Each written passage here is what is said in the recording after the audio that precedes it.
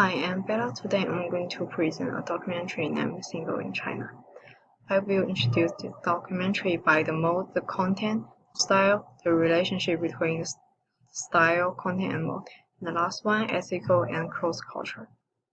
Let's start with the mode. Mode of this documentary is observational. Nichols stated that the observational mode of the documentary depends on the filmmaker's appearance, absent from or non-intervention in the events recorded. In Single in China, the filmmaker did not inform the camera and ask questions like interview. What we have is the protagonist. Filmmakers directly convey the story of the protagonist to the audience through the lens and does not with their opinion. And the audience will follow the woman's step to see her life during her conversation like air. Second, content, which include the subject leftover women, is a label for women whose age over 30 and not get married. The narrative is about women was pressured by the parents to find their Mr. Right. The message of this documentary tried to deliver to the audience is that marriage should not be a shackle for women and they cannot be labeled. Thirdly, the styles for this documentary could deliver into three parts: photography, music, and influence from other directors. Filmmakers use close-up lens to let audience focus on the woman's facial expression. They also use sad and depressive background music to highlight the woman's inner sides. According to the Sophia, the filmmaker's favorite woman director is Agnes Varda. She addresses feminism and social issues with distinctive experimental style. This documentary also shows the characteristics of the woman, as well as her psychological and emotional changes, which is Agnes Varda good at it. In my opinion, mode and content will be influenced by the filmmaker's style. Then mode and content will affect each other. I will explain my argument by two scenes in Single in China.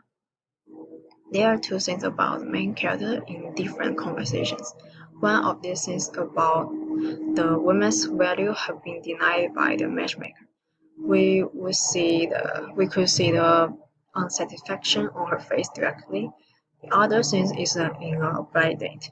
The woman's view of marriage is very different from the woman's. The close-up lens photography style could easily express about what filmmakers want to say to audience. The audience will emphasize with protagonist.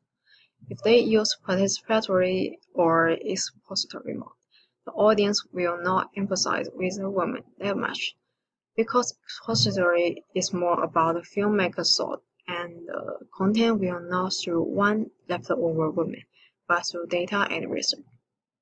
For participatory mode, it's lack of empathy than observational mode. The whole documentary will be like an autobiography. So this is my view of the relationship between mode, content, and style. About ethical and cross-culture. First, filmmakers of Single in China are Israel. They could not deeply understand the society problems among China like Chinese. Even they have similar social problems faced by women in Israel. It's not easy to allow foreigners to keep filming a woman's daily life. According to Nichols, it brings uncomfortable to the people who is not an actor and still willing to be shown. Also, it's an observational documentary. It needs to carry the camera to follow the protagonist. In this case, filmmakers use a Chinese photographer to follow the woman. In one scene about the whole family of the woman, I think the photographer had to persuade her family to allow filming. To a certain extent, this could allow the discomfort of communications and being filmed. This is my presentation. Thank you.